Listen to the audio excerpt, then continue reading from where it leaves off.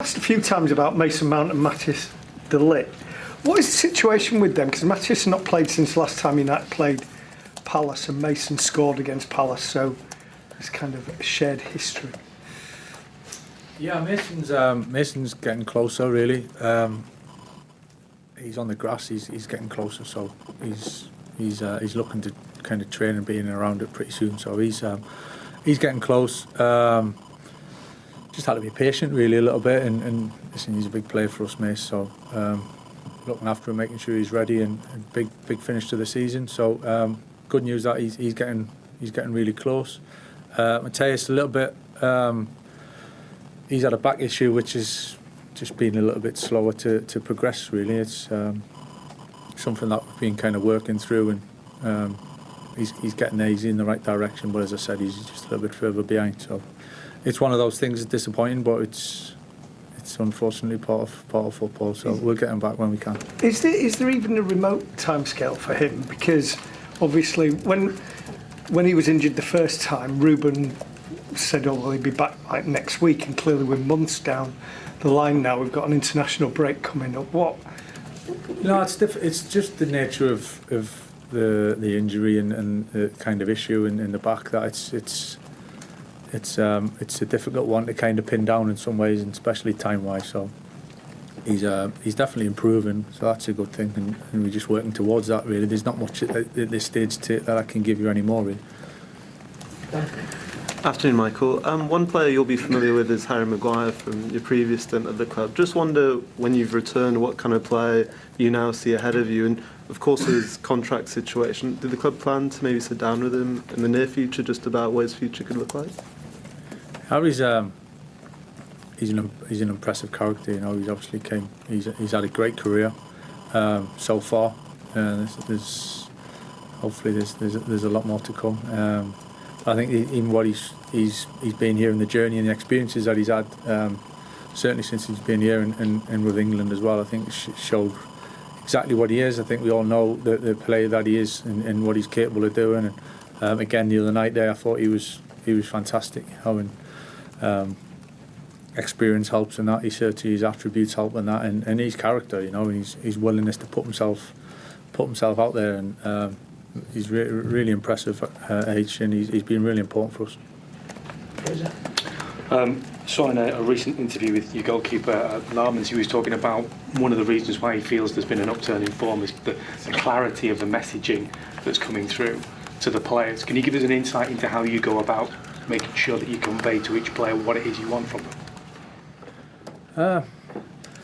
Yeah, I mean, you could talk for quite some time on that, you know, in terms of how we want to play, kind of what we want to do for each other, and behaviours, and there's all sorts of things that kind of come into it, really. But yeah, I think I've said it at times over the last few weeks. It's when you're putting a team together and you're putting a team on the pitch, I think it's not always.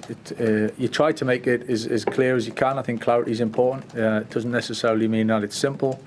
Sometimes there's quite a lot of detail that kind of needs to be put across, but I always try and feel that we do it in a simplistic form, really, so the players maybe think it's simple, but there's quite a lot of work behind that. So that's always the balance, I think, for any coach and manager, that you're trying to give the players going out there that their minds are as clear as possible, really, and they know the jobs effectively. So it's a constant balance, but the boys have been great, and anything we have tried to kind of help them with, implement them, give them bits of tips. I think they've all been taking it on board ever so well. Michael, I just wanted to ask about Manuel Ugarte's yet to sort of start a game under yourself, had limited playing time. What do you see his role at the moment? What does he need to do to get back into the side? Yeah, listen, Manu, I like Manu a lot. He's been terrific around the group, and hugely impressed with his attitude and how he goes about it, and his training qualities, and he's got a lot of really good attributes, Manu. I think that it's when the team's winning, there's obviously a big upside to that. And there's always for the one or two boys that maybe haven't played so much. Obviously, it makes it a little bit tougher to get in the team. But I think that creates that competition as well in a real healthy way, that everyone's pushing each other Man who's obviously, you know, desperate to get on the pitch more, and he's doing everything he can in training, and he's a big part of the group. So I think it's just a case of the results and the boys playing so well that there's going to be times when we might need to change things and freshen things up, and then certainly he's a big part of that. Paul? Michael, just another question on Harry. How much input will you have into that decision on whether he stays or goes? And in terms of his experience, I think you're going to lose Casemiro in the summer. That's a big lump of experience gone out of the squad. You know, how important is it to kind of keep that, you know, level of experience, that player that Harry's got, you know, that kind of in the future?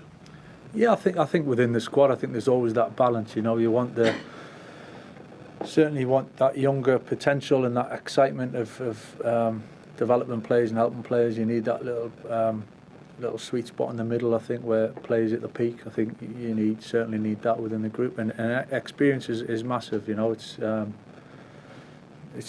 hard to put a price on how kind of valuable that can be, and whether that's individuals, that's experience as a whole group. But yeah, Harry's, as I've just said, he's gained an awful lot of experience in different ways through this club. So and yeah, Casa leaving is another one experience, and it's something we got to obviously understand and what that means. Hi, Michael. The Champions League draw took place this morning. I'm sure you've probably got other things to do than pay too much attention to it at the moment, but does it feel strange being at this club all the time you've been here as a player? The Champions League's going on without United. It's happened fairly regularly over the last few years, certainly into the knockout stages. Does it feel different or wrong that this club isn't competing at that end of Europe consistently enough these days? Certainly where we want to be. Don't think we can assume and just take things for granted just because the past is the past. That takes care of what should happen here and now, or next season. I think it's you've got to kind of earn that. You've got to show you're good enough, and I think that's why when you have time of success or you achieve success, it's warranted, you know, and to show how tough it actually is to get it. So to be honest, at the moment it's a really laser focused on kind of what's ahead for us. You know, there's no point in us looking elsewhere. You know, we know where we want to be. We know kind of what we got to do to get there, and the performance level and the games that are coming up where we want to try and get the right results. But I think looking what else is going on in and around Europe at this point is not really going to help us. But it's certainly where we want to be. Chris and then Andy. Hi Michael, just on Harry again. He started every game since you came in, of course, as you say, was great at Everton on Monday. You obviously here as the first team coach when he first signed for the club. You've seen him right the way through. Is he as good now as he ever has been, in some ways better in terms of the experience that he's got now?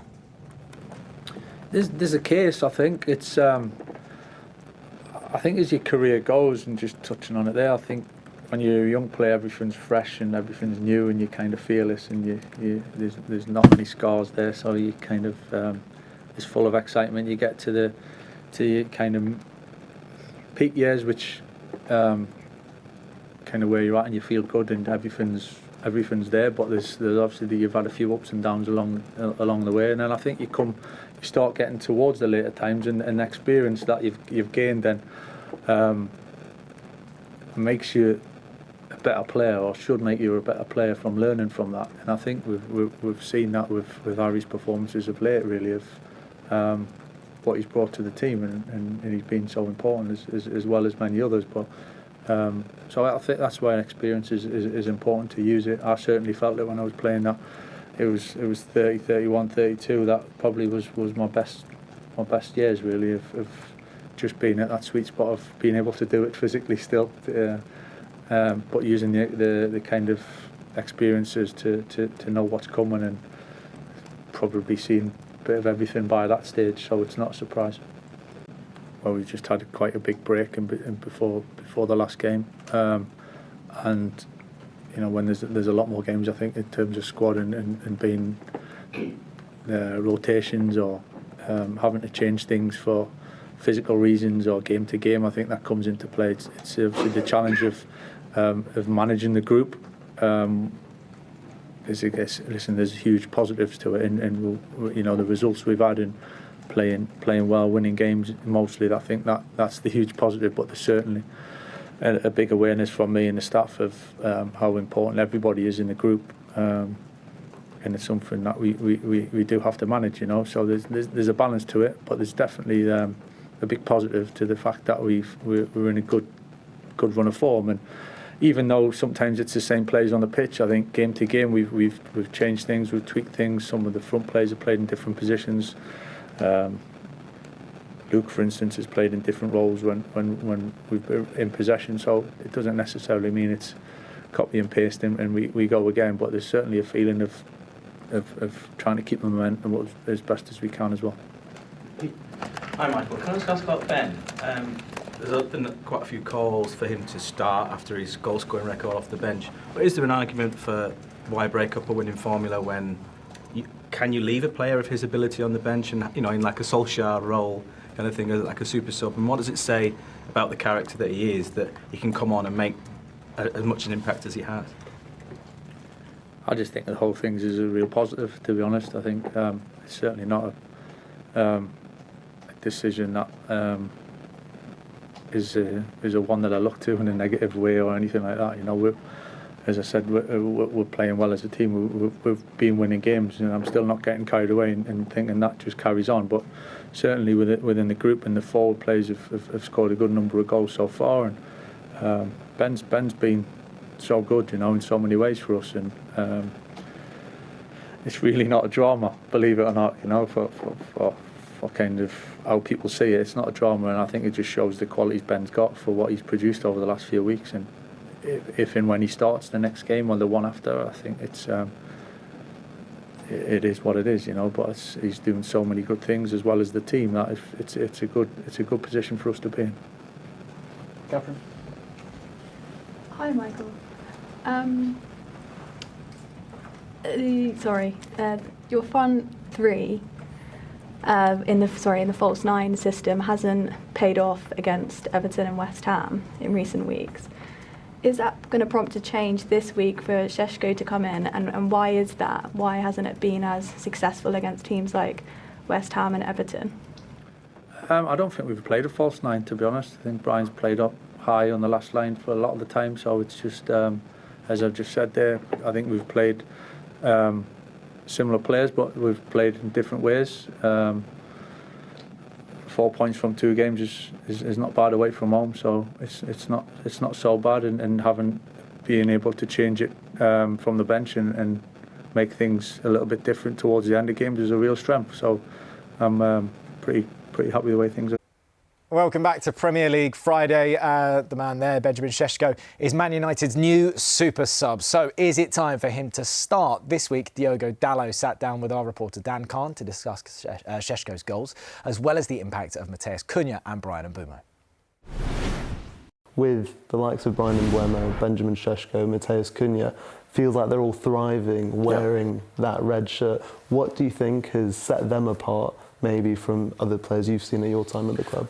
Obviously, the first thing is always the quality. If they weren't quality players, they wouldn't sign for the club. But then, for you to be at Man United, for you to stay here for a long time, you need something else. And the biggest advantage, obviously, for Brian and Cunha was they already knew the league. They already been playing England for a long time, so you could see straight away it was.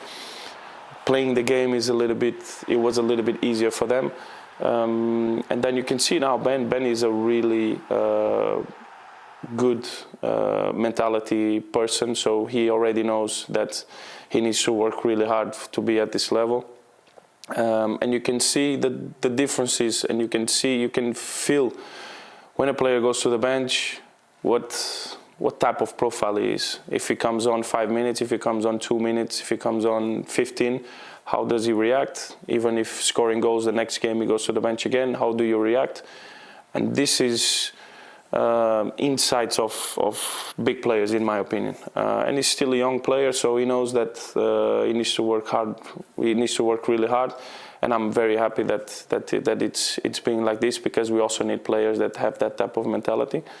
Not just starting games, but I'm pretty sure that he will play plenty of games. Dan Calm with Diogo Dalot there.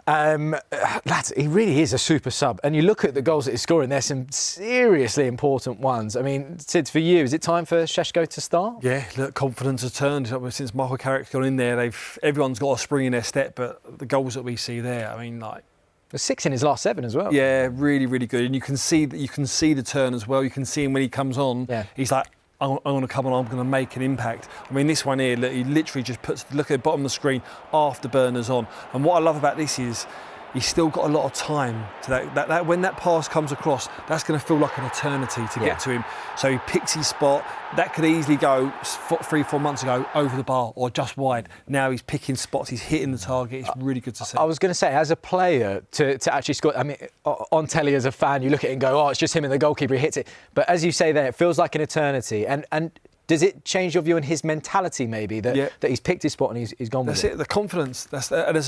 Confidence in any player is huge. As a striker, more so. Because like there, you don't just go to hit the target, where I think beforehand he was probably happy to, just be on target and make the keeper save it. Yeah. Now he's pinpointing exactly where he wants to go, just inside the post. Like I said there, that one there that rolls across, you read the headlines before it comes, it's one of them where it takes ages, but there he just knows exactly what he's doing, head over the ball, as basic as it sounds, but top footballers it can get away from you sometimes, whereas now he's in really, really good form. It's a tough one though, Julian, because he's great coming off the bench and getting those goals. So what do you do? So I think the Mbomo as number 9 worked well in some games, especially City away, Arsenal away, because of the space you're going to get.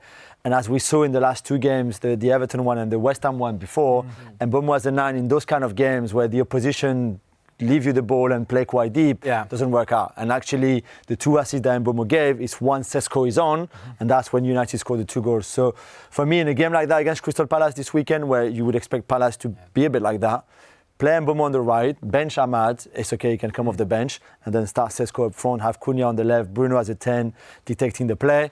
And then that's probably, for me, the best setup for a game like this. Yeah, I will say, for me, as a fan watching football, I think the biggest difference that I've seen in Michael Carrick's version of Man United and the standout player has been Sen Lammens.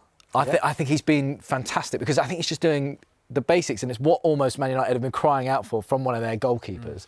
I mean, and when you look at it, £18.2 million for Lammens, do you think he's looking like one of the bargains of the season? Yeah, and I think we were on the show together here when he just signed, and we had somebody. Schwarzer. Yes, exactly. Talk about his positioning, yeah. And we said he was very promising in Belgium. They've got high hopes for him, really, to at some point replace Courtois for the national team. Even he only had 1 year playing as a pro in the first team at Antwerp, and that was it. But he had great qualities, especially on crosses like that. And on those corners I know we will talk about corners later on, but he was outstanding, really, to make himself like getting those balls and punching those balls out, and he was perfect. And I think he's even getting better, and he would get better as the season goes on once he understands the scale of the club and everything, and he's in the right mindset. He would get better and better. As ever with Man United, there's always a lot of talk about the ownership and always a lot of noise around Ineos. But do you have to kind of give them their flowers for their transfer business? Because, I mean, it's looking like really smart business. There were moments where they were talking about Amorim wanted Emi Martinez and they've gone with someone like Lammens. Are they getting it right now? And those decisions that looked strange are now coming to fruition. Yeah, I don't know about Sids, but for me, the Lammens one, Cunha and Mbomo, they were always going to improve. They're really good Premier League players. So you paid maybe a little bit over the top, but they were good signings. Sesko is a bit more of a gamble because he's still very young and comes from the Bundesliga. But Lammens is the really one that they find, I think. And funnily enough, I think he would have gone to Aston Villa if United had bought Emi Martinez. Yeah. Because Villa also identified him as a really good prospect. So for Lammens, well done, really, that's a good one. I know Carrick's tested a lot of their mentality side of it. He's built this siege mentality to go, everyone outside this football club is here to shoot us down. Like, we know what we've got in this dressing room, who's going to stand up and knows what it takes to wear a Man United jersey, especially at Old Trafford or away from home, and have the bullets come and fire. Yeah. And they're certainly stepping up for that, especially the new signings as well. They look like they're fighting. You know, Yeah. even Cunha at the end of that game was really, defending, giving it big to the crowd. Yeah. So, yeah, different United. But that United faced Crystal Palace on Sunday, and the dramas around that club continue with Oliver Glasner seeing out his contract ahead of a confirmed departure in the summer. They're definitely looking over their shoulder in the Premier League as well. But despite the unease around Selhurst Park, they've now moved into the last 16 of the Conference League. Looking at Palace, is Europe a little bit of a blessing, or is it a curse? Because they could watch their form in the league slip because they're getting further and further. Yeah, they can't go down really from the Premier League. No, they will finish around where they are now. Yeah. I think the big aim has to go and win this Conference League, which I think they can. Yeah. The draw was good for them today, Larnaca in the last 16, but then the half of the draw where they are can mean that I think they can look forward and potentially they are probably the best team in that competition, to be fair, to go all the way. And I know it's difficult with Glasner. I don't like what he says. I don't like his communication lately. I don't like his press conference. If you're not happy, just go. You don't have to wait until May. You can go now on your own. So I think there's tension there for sure, but they still have the best squad in this competition to win it. Do you think he sees out the season? I don't think he should, but I think he will. Yeah. You do. I mean, it's been. Sid, what have you made of the Palace's trajectory since? If you go back to that FA Cup final and Community Shield and things like that, Everything was great, didn't it? Yeah. I know a lot of Palace fans, living not far from the area as well, and they honestly 4 weeks ago they loved him, absolutely loved him, and all of a sudden the relationships really become sort of fracas. I respect what he does because he says he wears his heart on his sleeve and he says, look, I say what I say and that's how I am, that's my makeup. But you just feel as though where they were and where they are now, he's had to deal with a lot as well. But I'm exactly the same as Jules there. The communication's just not been right, and it could be done in a different way. The Palace fans have loved Europe. Got to say that they've loved travelling. They've loved that experience. Team that's not going to get relegated. It's all great for the football club at the minute, but it just feels like where they were to now, it's just sort of dampened down a little bit. Do you think for them it's keep Glasner because of those European places, and just let the league kind of do what it does? What, to the end of the season? Yeah. Because there's a lot of Palace fans going, get him out, we want someone new, come in. Banners at the home game against Wolves. Exactly. But realistically, he's doing the job in Europe, and this is a great chance for them. Yeah, I think he sees it out to the end. And as well, if he goes, you don't want to rush into... Palace are a real established Premier League football club now. They're in a good position, they're in a good place, a healthy place.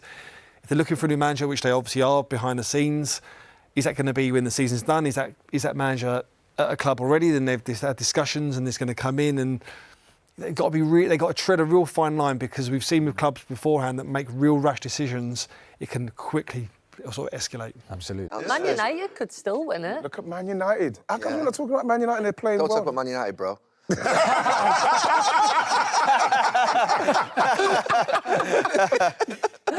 United are flying. Sesko. Let's just quickly go Sesko, because I want to ask Roberto about Igor Tudor and Tottenham, and talk about Tottenham a little bit. But just in terms of Sesko, he's got to play him at the weekend, hasn't he? You would think now. I mean, he's definitely grown a little bit like Gyökeres in this last. Of course, yeah. Brilliant.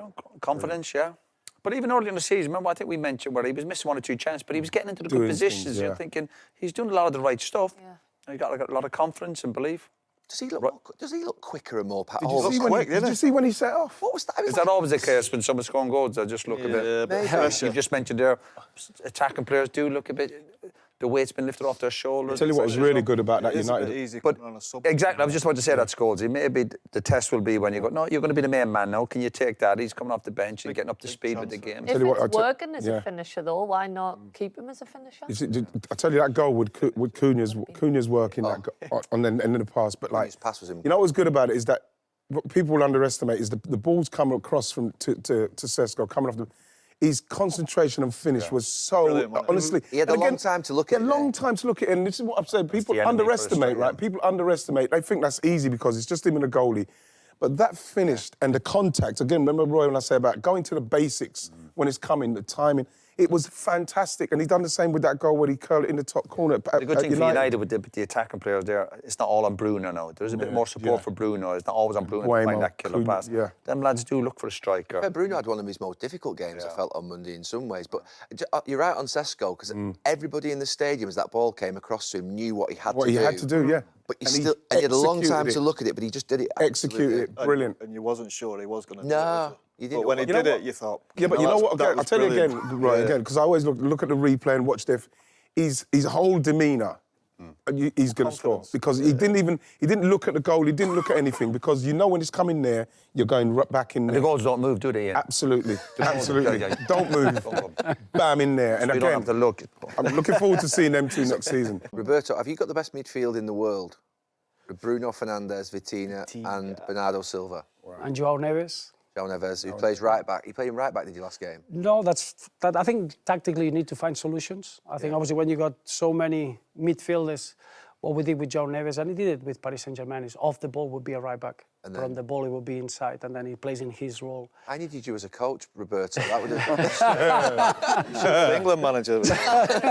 But have you got the best? Do you feel like you've got the best midfield in the world? Talk us through each of them individually. Let's start with Bruno, because obviously, you know, he gets spoken about so much. His numbers are off the scale. I think it's very unfairly assessed, I would say. I don't know. At United? Yes, because I think if we are very objective, to be the captain of Manchester United in the last 3-4 years, I bet it's been tough, incredibly tough, at every level. And what I appreciate from him is never hides. And I'm not gonna value if he makes the right pass, the right execution, but whatever happens in any action, he's back. He's back, and he's the one that is a leader. He's a leader, and the way he's very emotional, but in a very respected way by his teammates. When the teammates see Bruno upset, they react. They know that that's something. It's not like an emotional player that he just has emotion for emotion. He's always available. He always plays. He always takes the ball. He's always available. For always. I give him credit for that. He plays. Could you make it 1 second on that emotional point there? Because in this country, if you're emotional, you're a whinger, aren't you? It's the British culture, isn't it? If you're doing this on the pitch, you're whinging. You see it as leadership over, obviously. No, any emotion. This emotion is for a reason. And I think that's the difference with other emotions. There are players that they are emotional because it's the way they cope with it. That's completely different. I think that can affect other players. When Bruno reacts emotionally, it's because there is something that's not right. And it's almost a message to somebody. He looks after every player. He would never, ever let anyone down. But what I appreciate is the consistency. Last season was the player with the biggest amount of minutes in Europe. Like, if you're the captain of Manchester United in a tough period, it's difficult to be available all the time and always being there. And I think that's what Bruno has. He never shies away. Never. Then as a player, even when the game's not going great for him, he's always, give me the ball, I'll try and make something happen. Always. And he'll do the difficult job. Huh? So he will be the player that is almost that is going to be executing the difficult pass, the final pass. He's going to get in the final third. Tactically, very intelligent. Without a doubt. We got players that they're going to be managers. Bruno Fernandes is one. Bernardo Silva is another one. This intelligence, you say that, football intelligence. Hang on there, because just on the tactical intelligence, that's something that he wouldn't get appreciated for at United, because the thought is at Old Trafford that he runs everywhere. Yeah. But you're saying about tactical intelligence. Does he play more disciplined for Portugal than you see him at United, maybe? I do, just because it becomes a little bit easier with Portugal because you got captains everywhere and you got players that they are top players in their clubs. But he's a player that is constantly making decisions. He assesses where the opposition is, where the space is, how can you affect the game. That is something that is in his nature, and he will adjust and adapt. But in the national team, it's a little bit easier because normally you play against teams that they are lower in your ranking. So probably you are more in control than the opposition. It's when you play in those games that you are at the same level that it could be the same that in the Premier League.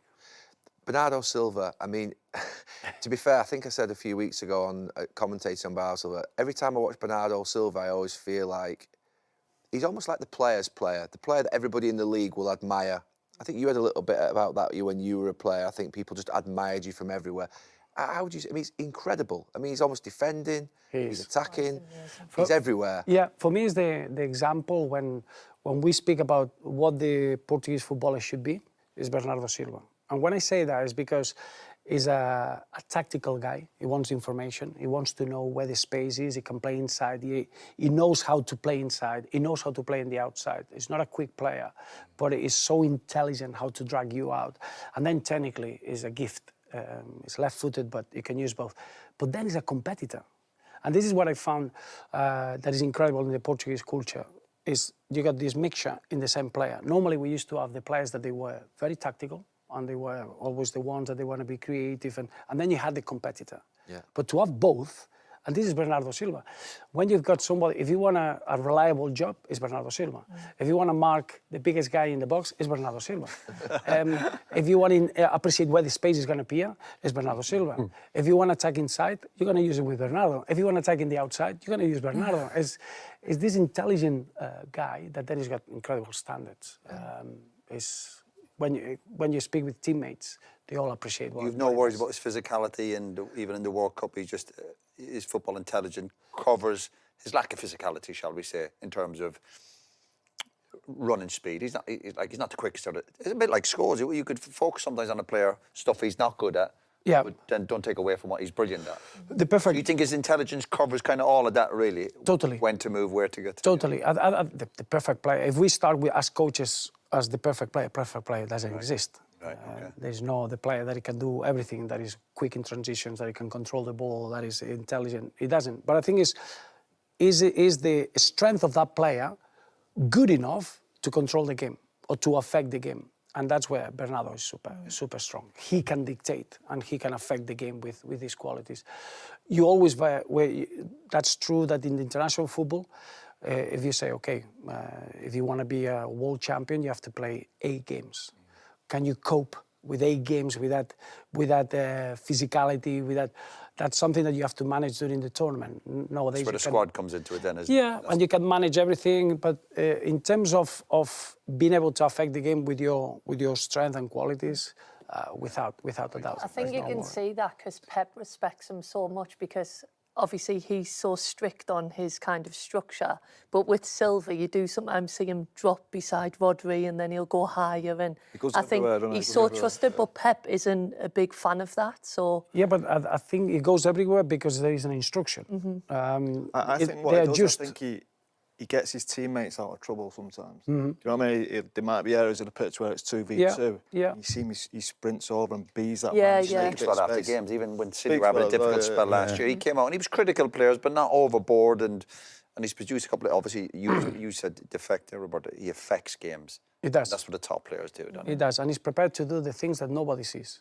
That not many players, a player would sprint if he's going to get on the ball and he's going to have a shot on target, but to have a sprint to cover somebody that is... I remember the game against Man United when United were playing a back 5, and the wide player was a bit of an issue, and Bernardo probably was the one covering most of the time that, and you appreciate it so much from a tactical point of view, because that's the will of the player wanting to solve something that it could become an issue. It's nothing that he was given as a role.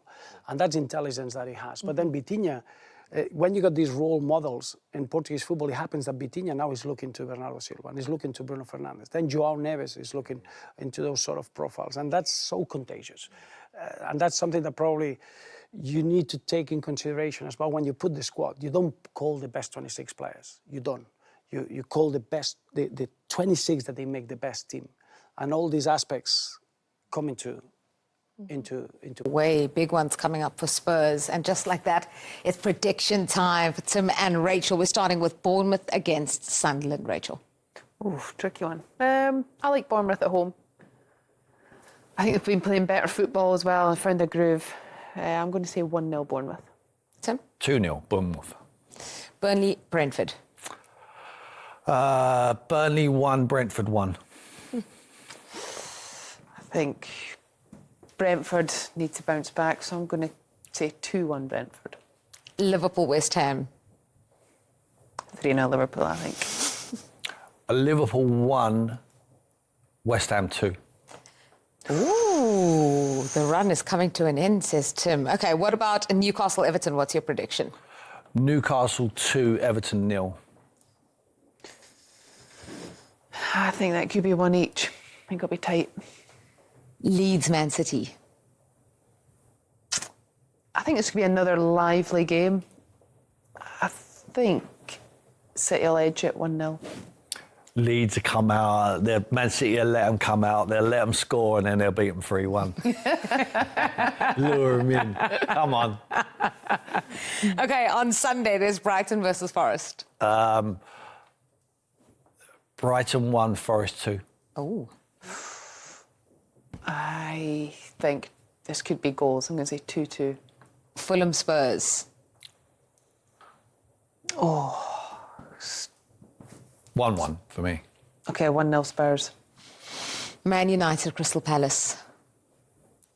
Bit roguey. I'm going to say 2-0 Palace. Oof. 2-0 Palace? What was that, Man United? Yes. Yeah. Oh, 3-0. 3-0 Man United. 3-0 Man United. Glaston's thrown a towel in. Your face. Arsenal Chelsea.